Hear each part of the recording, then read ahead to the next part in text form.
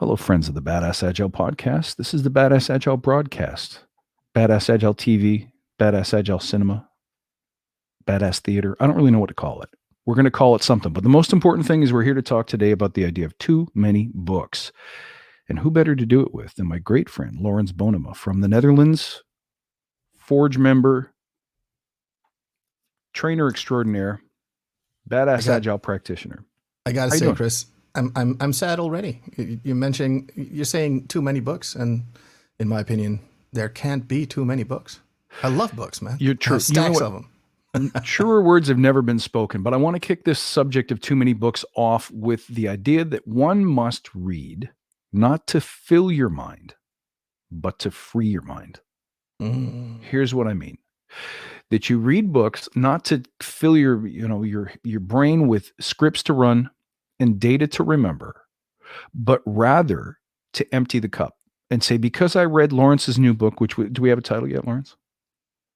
Yeah, it's inspiring project management. Inspiring project management. Nice. Yeah, a fun thing because last episode, of course, you mentioned do the thing that everybody says you shouldn't. I'm going to talk about agile project management because it doesn't exist, and I think it should. Good for you. So let's get into that in a second. But I want people to think of reading as a way of saying, here's everything I believe, but I also understand that my beliefs constrain me. So by reading, we're exposed to new avenues, new ideas that spark something in us, that encourage us to think differently. And then you put the book down. You don't worry about memorizing it. Books are not instruction manuals. Books are tools of communication and inspiration. So I'll get into the idea of too many books. But first, I want to hear all about your book. Tell us about how project management, agile project management, is not a thing and it should be. Well, when I got started in Agile, the first thing, because I am a recovering program and project manager, just We all are. and for full disclosure. Yes. So I used to do the bad stuff on the dark side with the long-term plans and all that stuff. But I figured out that Agile is the better way to go to because it's like a de-risking strategy. So essentially that'll be in the book, but also how to do it well and when to make even an Agile project a project, because there is still such a thing as a real project. Yes. And that I think we have forgotten in all the let's create autonomous teams to get after it and do all that good stuff. Now, I'm not going to talk about the whole book here because this is about, well, too many books. And I think you can talk too long about your own thing.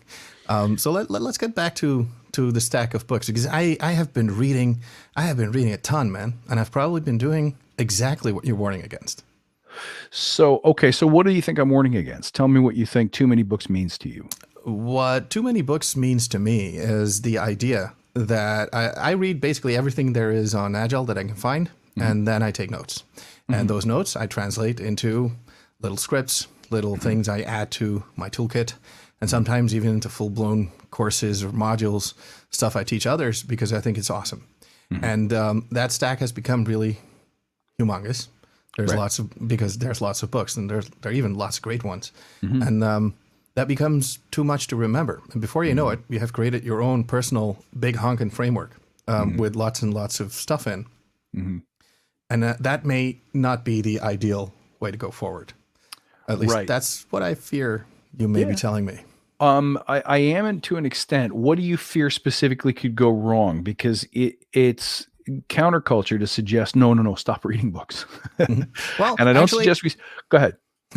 I don't even think you think we should stop reading books because Not at all. Well, in that case, this could be a really interesting discussion because I would completely disagree. However, I do think that you should stop reading every new book as the end all be all and the better way to do it. Yes. I think you should integrate it into the core of what you already know to be true because you've done it, and then experiment with things you read in books that are new and far out there and you think might not work, but you don't know because you've never tried.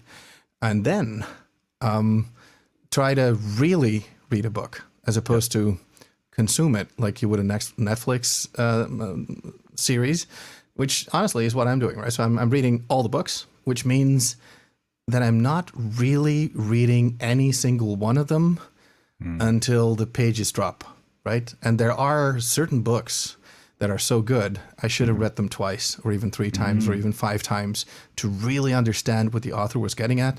And I'm talking here about books by, in my case, probably Don Reinertsen. I should have read that at least three times instead of the two times I managed, because, in my opinion, it's really that good. And I think you should look for those books, the ones that stand out to you as being particularly awesome, and then not have read them and ditched them aside, but reread them and keep experimenting with them, keep revisiting them. And personally, I think a top 10 there would be good. A top 10 of books that you keep revisiting while you, in my case, read a stack of others as well. It's funny because I can't remember whether it was Marcus Aurelius or whether it was Seneca. Or one of the Stoics said, what's the point in having all of these trophy bookcases filled with books? Who are we really trying to educate? Ourselves? And by the way, you have a nice bookshelf behind you there. I have one downstairs that you can't see. It's full of books that I bought, and I'm like, this is going to be great. And then I never read it. Right. So sometimes we buy books as almost like a vanity thing. Now, here's the deal. People who make books know that. Bookmaking is not a charity event, right? You go to a bookstore, the shelves are lined with, the internet is peppered with people who are trying to make a profit by creating a title that will sell. Whether or not there's material good inside the book is not the point of a publisher. It's whether or not they can make the book fly off the shelf. So there's a book that came out 5 years ago. I want to say it was called The Subtle Art of Not Giving a Fuck. It was something like that. And it was predominantly displayed on the cover with the UCK kind of asterisked out. And then every book that came out for the next 3 years had to have the word fuck in the title, or it wouldn't fly off the shelves. And if you did, right? So the next one that came out was something to do with unfuck yourself. That was the next one that came out. And so there was this progression of titles. And I read The Subtle Art of Not Giving a Fuck or whatever it was called. And it wasn't that great. Like it was like we felt, oh, isn't this wonderful? We've got a swear word in the title. This must be some really elite or forbidden information. And what was inside was kind of underwhelming. And I think that's one of the problems with the books. You were better off, going back to the Stoics, to have a very small bookshelf of books that never lose their relevance. See, because if you read something that's 1,000 years old, or 100 years old, or 50 years old, whether that's what we call the classics, whether that's the great thinkers across time, whether it's the great works of literature, whether it's great drama, great poetry, it doesn't matter, and they still ring like they were written yesterday, you're onto something.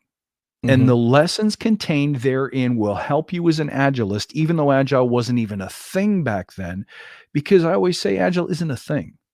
Agile is a collection of principles about how to be great, right? How to motivate small teams to get exceptional results. We've always been interested in that problem. Now, truth and I'm be not told, certain that more books is going to make that better. Go ahead. Truth be told, if you read The Subtle Art of Not Giving a Fuck,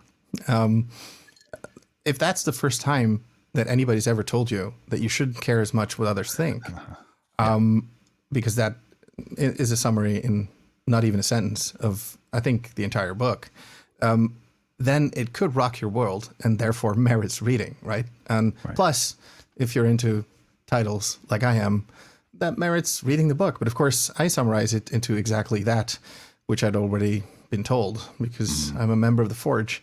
And it's one of the, several rules distilled from whole stacks of other books, but also of just experience.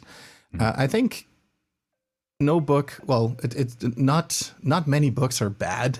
It is just that a lot of those books, indeed, they are there to be sold. And that means that they have one thing that really is an awesome message. And then they write 120 or 240 pages around it. And that one message is actually the power of it. And finding the one message, that is good. Finding books with multiple of those messages, those are the awesome books. Yeah. And I'm not, again, you said it earlier, I'm not suggesting we stop reading. But I am suggesting that we be careful about what we let into our heads and what we allow to occupy our time, because all of these books, they're coming out, especially in Agile. There's a new book every day. And If you're going to commit 2, 3 hours to it, there had better be some good learning in there for you, or at least some entertainment value.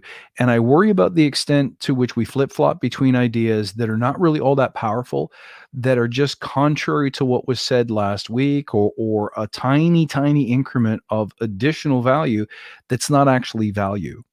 So, Hmm. again, more and more research into, I don't know, the 5 different kinds of people you meet in a retrospective. It's like, that's all well and good, but what's really required to make retrospectives run well is, are you the kind of person who knows how to elicit honest and open feedback from anybody? Can you lead people like that?